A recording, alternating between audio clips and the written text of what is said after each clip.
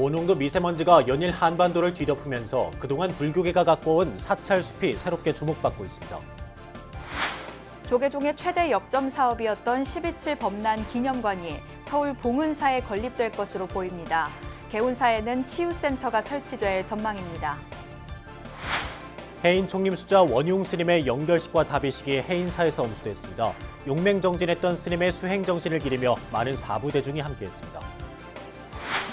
옛 범어사 명정학교 자리에서 3.1 만세운동이 재현돼 100년 전 그날의 감동을 함께 나눴습니다. 전국 총림 가운데 처음으로 총도사에 2년 과정의 연불대학원이 문을 열었습니다. BBS가 만난 사람에서는 국내외 수산물의 안전성을 담보하는 국립수산물 품질관리원 우동식 원장을 초대합니다. 여러분 안녕하십니까? 3월 8일 금요일 BBS 뉴스입니다. 숨쉬기조차 힘든 고농도 미세먼지가 연일 한반도를 뒤덮으면서 도심의 사찰 숲이 주목받고 있습니다. 산감이란 소임까지 두며 불교계가 가꿔온 사찰 숲은 국가적 미세먼지 대책에 좋은 대안이 될 것으로 보입니다. 첫 소식, 배재수 기자가 취재했습니다. 침묵의 살인자, 최악의 고농도 미세먼지가 연일 전국의 하늘을 집어삼키고 있습니다. 계속되는 고농도 미세먼지에 불교계의 신행 풍속도도 조금씩 달라졌습니다. 요새 밖에 나오는 게 얼마나 겁나는데요. 그래가지고 오늘 또 올까 말까 망설이다 왔어요.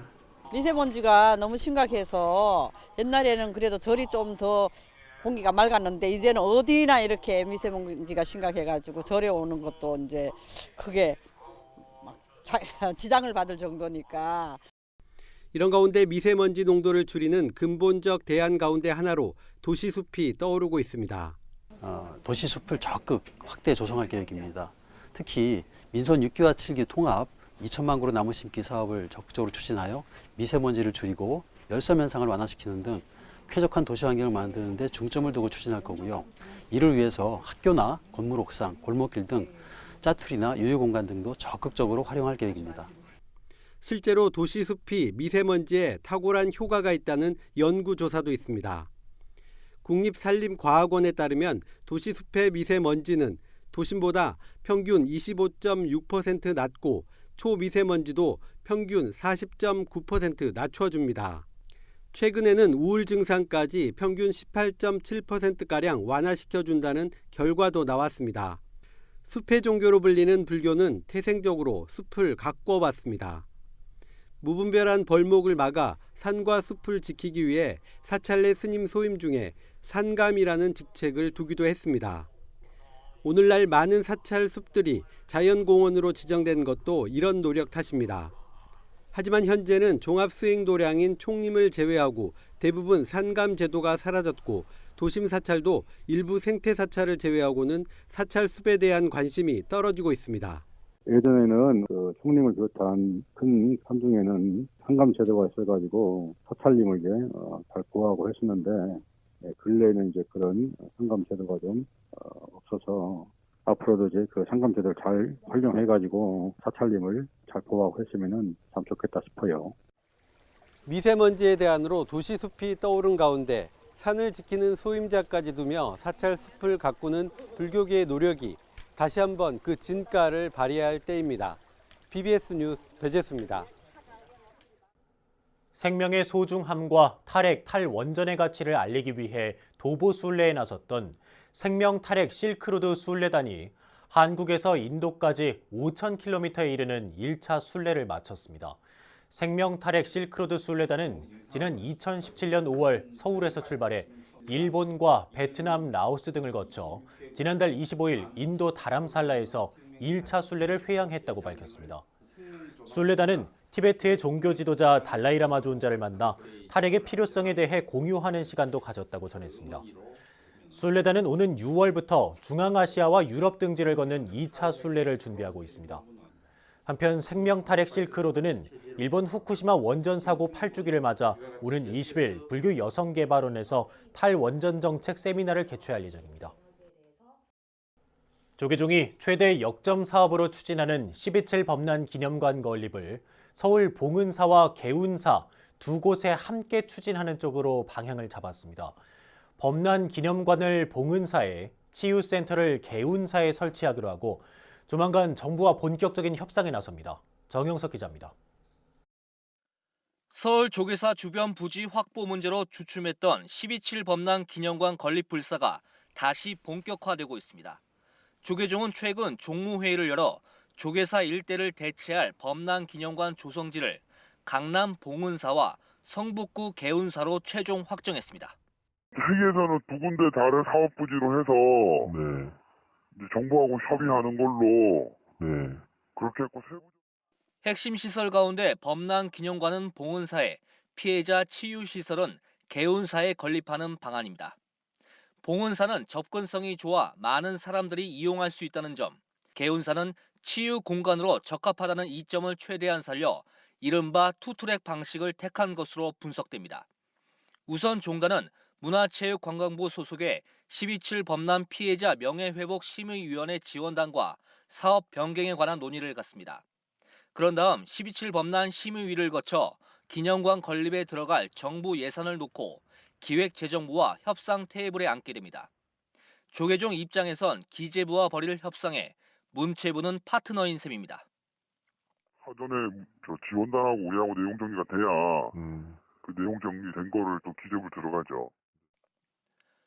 조계종 총무원장 원행 스님은 올해 초 신년 기자회견에서 범난 기념관 불사 추진에 강한 의지를 천명했습니다.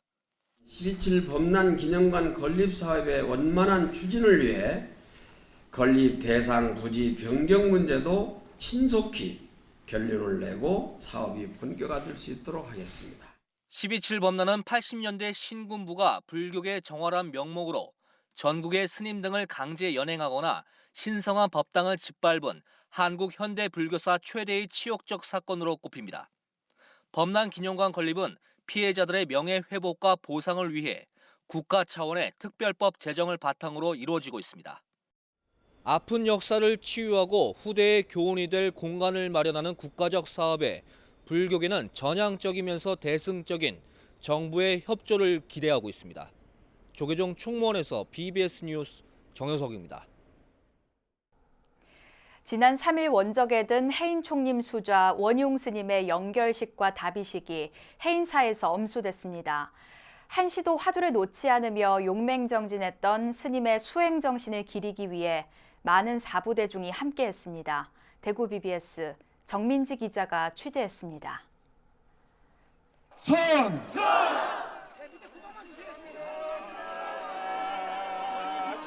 큰 스님 불 들어갑니다. 원용 스님의 법구를 모신 연화대가 거화되고 자욱한 연기 속에 불꽃이 타오릅니다. 하늘을 뒤덮은 연기를 바라보는 사부대중의 눈가가 젖어들고 장내는 연불 소리만 가득합니다. 마침내 불길이 치솟고 스님은 육신의 옷을 벗어던지며 정멸에 들었습니다. 지난 3일 원적에 든 원용 스님의 연결식이 어제 해인사 보경당에서 엄수됐습니다. 참석한 사부대중은 해인 총림의 수자로 한평생 후학 양성에 헌신한 스님을 그리워하며 가르침을 되새겼습니다. 그리고 바닷물 속으로 들어간 진흙소처럼 차별 없는 원적의 참모습을 우리에게 마지막까지 시연한 은지식이십니다. 원용 선사시여 속히 이 땅에 오셔서 다시 이 일을 밝히시고 널리 영생을 제도하소서. 대선사께서는 해인 총림 선원장으로 윤화로 수자로 눈푸른 납자의 지남이자 자애로운 스승이었으며 가나선의 요체를 밝히신 사자우였습니다. 조계종 총무원장 원행 스님의 추도사를 대독한 총무부장 금곡 스님은 원용 스님이 당부한 2호 위칙의 수행 정신을 잇겠다고 강조했습니다. 평생을 선방에서 정진해 오신 스님의 삶을 거울로 삼고 마지막까지 수행 정진을 당부하신 스님의 입적을 등대로 삼아 수행교단의 이상을 바로 세우겠습니다. 성철 스님을 은사로 1972년 해인사 백년암에서 출가한 원용 스님은 12년간 눕지 않는 장좌 불화를 용맹 정진했고 간화선 수행에 평생을 바쳤습니다. 스승을 떠나보낸 제자들은 스님이 몸소 실천한 수행자의 본분을 잊지 않겠다고 다짐했습니다. 은사 스님을 떠나보낸 저희 제자들은 스님의 철저한 수행 신념을 등불로 삼아 수행자의 본분과 정법 불사에 전념하겠습니다. 연결식에는 조계종 원로의 의장 세민 스님과 교육원장 현흥 스님을 비롯해 해인 총림 사부 대중과 수자 스님들이 참석해 추모했습니다. 원용 스님의 49제는 오는 9일 해인사에서 초제를 시작으로 서울 정안사와 해인사 백년암, 부산 정수사에서 봉행될 예정입니다. 그러니까는 덫에 걸린 맹수처럼 멧돼지처럼 날카로운 이빨로 올가미를 물어뜯어가지고 몸이 뛰쳐나와가지고 살 수 있는 한 가닥 길이 바로 무엇이냐? 화두다. 스님은 우리 곁을 떠났지만 덫에 걸린 맹수처럼 화두에 매달리라는 스님의 생전 가르침은 불자들에게 큰 울림으로 남을 것 같습니다. BBS 뉴스 정민지입니다. 조계종 전 포교원장 해총 스님은 부처님을 모시고 법당을 짓는 일이 최고의 물질 공덕이라고 말했습니다. 해총 스님은 어제 서울 조계사에서 봉행된 초하루 법회에서 신도들이 조계사 성역화 불사에 적극 동참하고 있다고 격려하면서 이같이 밝혔습니다. 부처님 탑을 조성하고 부처님을 조성하고 조계사 같은 이런 법당을 짓고 많은 분들이 한 자리에 모여서 법회 볼 수 있는 공간을 마련해 주는 것이 물질의 공덕으로서는 최고다. 해총 스님은 부처님 출가제일과 열반제일이 동시에 있는 음력 2월은 보통 좋은 달이 아니라며 출가 열반제일 정진 주간에 그 참뜻을 깊이 되새기길 바란다고 말했습니다. 또 스님들에게 공양을 올리는 승보 공양이 가장 으뜸인 공덕이라며 진리와 지혜를 갖춘 참 스승의 가르침을 소중히 여겨야 한다고 주문했습니다. 조계종이 아프리카 탄자니아에 설립한 농업기술학교 보리가람 운영을 위해 불자들을 상대로 모연에 나섰습니다. 조계종 공익기부재단 아름다운 동행은 어제 서울 종로 조계사와 강남 봉은사에서 모거 모양으로 제작한 저금통을 신도와 시민들에게 배포했습니다. 아름다운 동행은 모거 저금통을 전국 1000개 사찰과 불교단체, 종립학교에 택배로 발송해 대대적인 모금에 나설 예정입니다. 아름다운 동행은 100원 동전으로 대략 7,000원 정도 모을 수 있는 이들 저금통을 올 연말쯤 탄자니아 보리가람 학교에 보낼 계획입니다. 3.1운동 당시 부산 지역 항쟁을 이끌었던 범어사 만세운동의 모습이 재현됐습니다. 부산 만세운동의 중심지 옛 범어사 명정학교 자리에서 스님과 학생들이 100년 전 그날을 돌아봤습니다. 부산 BBS 박찬민 기자입니다. 독립선언서가 낭독됩니다. 일본의 학자와 정치가들이 우리 땅을 빼앗고 우리 문화민족을 야만이 대하듯 하며 우리의 오랜 사회와 민족의 훌륭한 심성을 무시한다고 해서 일본의 의리였음을 탓하지 않겠다. 스스로를 채찍질하기에도 바쁜 우리에게는 남을 원망할 여유가 없다. 이후 대한독립 만세 목소리가 울려 퍼집니다. 만세! 만세! 1919년 3월 7일 범어사 스님들이 주축이 된 명정학교에서 일어난 부산 지역 최초의 3.1운동을 재현한 것입니다. 명정학교 후신인 금정중학교에서 3.1운동을 주도했던 범어사의 함성을 잊지 말자는 취지로 마련됐습니다. 오늘 3.1운동 100주년 기념행사를 갖는 금정중학교는 부산의 역사에서 아주 중요한 곳입니다. 금정중학교의 전신인 명정학교는 부산 독립운동이 최초로 시작된 곳이자 민족 투사들의 예우층이 모인 집결지였습니다. 3월 1일 탑골공원에서 시작된 만세운동은 당시 명정학교 학생들의 주도로 3월 7일 이곳 부산에서 큰 물결을 이루었습니다.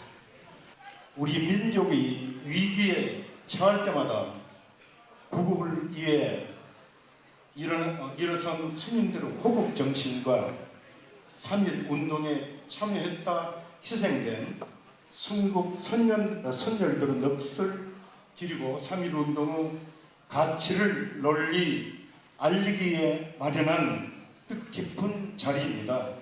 지금까지 부산 지역 3.1 만세 운동은 1919년 3월 13일 동네 고등 보통학교에서 시작된 것으로 알려졌습니다. 하지만 이보다 앞선 3월 7일 범어사 스님들이 주축이 된 명정학교 학생들의 만세 운동이 가장 먼저 시작됐고 이후 지역 포교당을 중심으로 부산 지역 곳곳으로 퍼져나갔습니다. 기독교에서는 3월 11일 일신여학교로 전달되고 동네 고등 보통학교로 이어졌으며 거사교역의 누설 방지와 인원 동원이 쉬운 장날에 맞춰 항일 만세 운동이 거행됐습니다.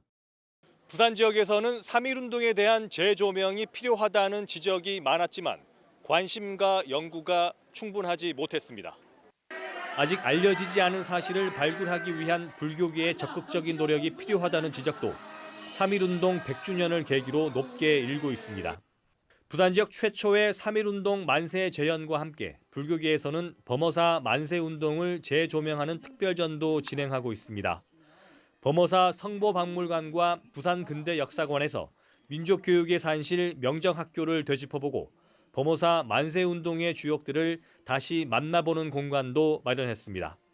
부산에서 BBS 뉴스 박찬민입니다. 승가의식 교육기관인 연불대학원이 전국 총림 가운데 처음으로 양산 통도사에 문을 열었습니다. 조계종 교육원 특수교육기관인 통도사 연불대학원은 2년 과정을 졸업하면 종단 3급 승가고시에 응할 자격이 주어집니다. 울산 BBS 박상규 기자가 보도합니다. 대한불교 조계종 특수교육기관인 연불대학원이 영축총림 통도사에 정식 개원했습니다. 이로써 통도사는 총림의 구성기구를 모두 갖춘 전국 최초의 총림이 됐습니다. 이제 영축총림은 기존에서는 유락승가대학원 승가대학에 대해 연불승가대학원까지 구비하게 되었으니 조계종 종원에 의한 총림 구성을 모두 완비하고선 오직 영축총림이라고 할 수 있겠습니다. 영축총림 통도사 연불대학원은 총림의 구성원 모두가 불교의식의 기본인 불공과 예불, 작법과 점안의식 등 어산 작법에 대한 전문교육의 필요성을 공감했기에 가능했습니다. 특히 1300년이 넘는 역사를 간직한 세계문화유산 영축총림 통도사는 그동안 계산대제와 연고제 등을 통해 전통 의례의식 계승 발전에 심혈을 기울여왔습니다. 연불로 통해서 그야말로 선거를 할 수 있다. 그래서 이 지구상에 있는 여러 종교들이 있습니다만 종교에는 의식이 매우 중요합니다. 이 의식에 대한 것을 앞으로 많이 발전시켜서 수행도 되고 포교도 되고. 통도사 연불대학원은 올해 23명의 학인을 대상으로 2년의 본과 과정을 운영합니다. 교육은 도량석과 예불 등의 상용의식과 제의식, 그리고 목탁과 벚고 등의 불전 사물, 바라무와 나비무 등의 기본 작법으로 구성됩니다. 본과 과정을 마치면 수륙제와 작법, 복장 점안의식 등 3년의 전문 어산 과정을 거쳐 불교 의례를 널리 전하는 어산으로 거듭나게 됩니다. 저희 연불대학원에서는 전통의식의 발굴과 복원, 그리고 계승 발전을 통해 의식을 현대화할 수 있는 복고 창신의 정신으로 매진하겠습니다. 영축총림 통도사는 무형의 불교 문화유산 계승 발전을 통해 부처님의 가르침을 널리 전할 계획입니다. 양산 통도사에서 BBS 뉴스 박상규입니다. 청와대 불자회 수석 부회장을 지낸 문대림 전 청와대 비서관이 제주 국제자유도시개발센터 JDC 8대 이사장에 취임했습니다. 제주 JDC 본사 대회의실에서 열린 취임식에서 문 이사장은 정부와 제주도민이 공감하고 환영할 수 있는 국제자유도시의 이상과 목표를 제시하고 JDC의 역할과 기능을 재정립해 새로운 시대에 대비하겠다고 말했습니다. 제주 해녀의 아들 저 문대림은 오직 제주를 위해 제주 발전을 위해 일해왔습니다. JDC가 도민들의 호응을 받지 못한다면 제주도의 미래는 밝지 않습니다. JDC가 도민들의 호응을 받고 본래 기능을 다할 수 있게 저는 JDC 이사장으로서 제주국제자유도시를 제대로 조성하고자 합니다. 문 신임 이사장은 문재인 정부 출범과 함께 대통령실 제도 개선 비서관을 맡으면서 청불의 수석 부회장으로서 불교계와 청와대 간 가교 역할에도 힘을 보탰습니다.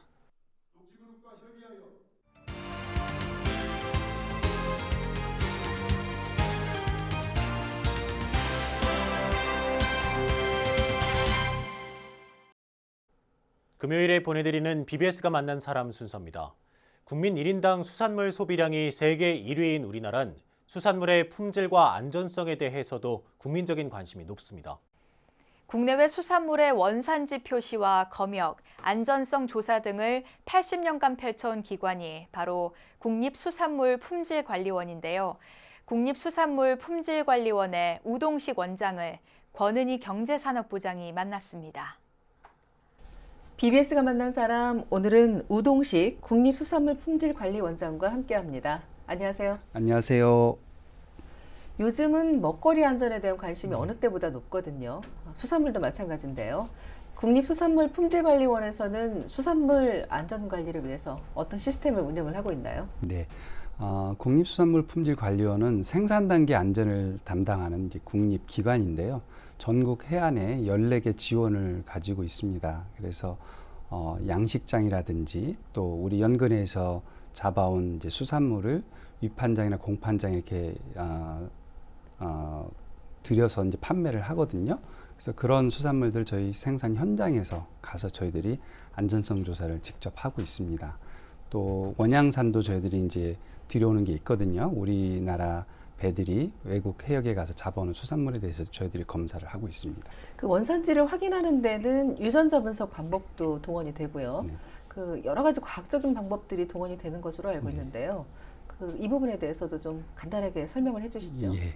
원산지를 이제 판별을 할 때 수산물을 잘 아시는 분들은 또 일부 품종에 대해서는 국산과 이제 수입산에 약간 차이가 나는 부분이 있어요. 네. 외양으로도. 그런데 또 적지 않은 품종들은 외형상으로는 구별이 참 힘든 경우가 많습니다. 이런 경우에는 저희들이 이제 시료를 채취를 해가지고 그 시료를 실험실에 가져와서 유전자를 분석을 해봅니다. 그러면 가령 이제 뱀장어 같은 경우 우리나라 사람들이 드시는 극동산, 잘 드시고 원래부터 있었던 극동산의 경우와 또 동남아산의 경우와 유럽산, 또 미국산, 또 아프리카산의 경우에 이 유전자가 다릅니다.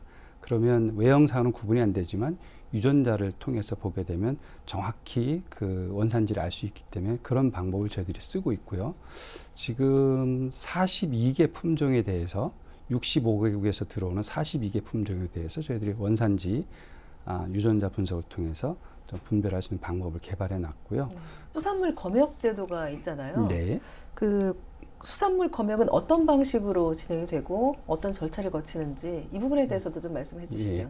잘 아시겠지만 이제 검역은 기본적으로 질병을 이렇게 판독을 해내서 국내에 유입되거나 전파되는 것을 막는 제도입니다. 그래서 외국에서 수산물을 이제 수입하시게 되면 저희 검역 당국에 신고를 하셔야 되고 신고된 수산물은 저희들이 이제 분석을 하게 됩니다. 서류 분석도 하고 아까 말씀드린 그런 유전자 분석이나 방사 안정 동위 원소 분석도 이제 겸해서 해서 이게 질병이 있는지 없는지 저희들이 판별을 해내고 있습니다.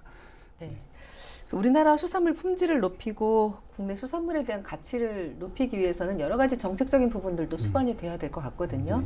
어떤 부분들이 선결돼야 한다고 보십니까? 예, 선결 조건으로는 첫째는 이제 어쨌거나 이제 수산물을 생산하시는 생산자들 또 수입하시는 수입자들께서 이 수산물이 나와 우리 가족과 또 우리 이웃이 먹는 이웃들이 드시는 그런 식품이라는 것에 대해서 좀 개념을 좀 더 확실히 가져주시고 그것에 대해서 생산자 윤리, 생산자 책임을 가지고 좀 안전한 식품을 생산할 수 있도록 좀 더 관심을 기울여 주셨으면 좋을 것 같고요.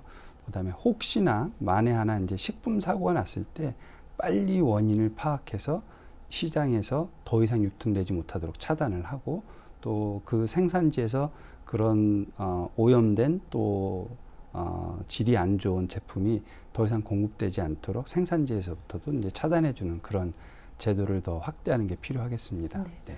앞으로 국내 수산물의 안전한 유통과 품질 관리에 각별히 더 신경 써주시기를 부탁드리겠습니다.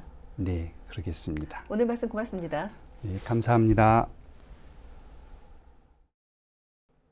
지난 일주일 동안 정말 숨쉬기 힘드셨죠. 한반도가 미세먼지에 갇혀 있었다고 해도 과언이 아닌데요. 21세기 새로운 재앙을 놓고 그 원인과 해법에 대한 논의가 분분합니다. 현실적으로는 중국 산업화의 영향이 크다고 할 수 있죠. 하지만 본질적으로는 환경을 소홀히 한 우리 모두의 책임이 크다고 할 수밖에 없습니다. 그래서 불교계가 지켜온 사찰숲이 더 귀하고 크게 느껴지는지 모릅니다. 네, 3월 8일 금요일 BBS 뉴스 마칩니다. 여러분 고맙습니다.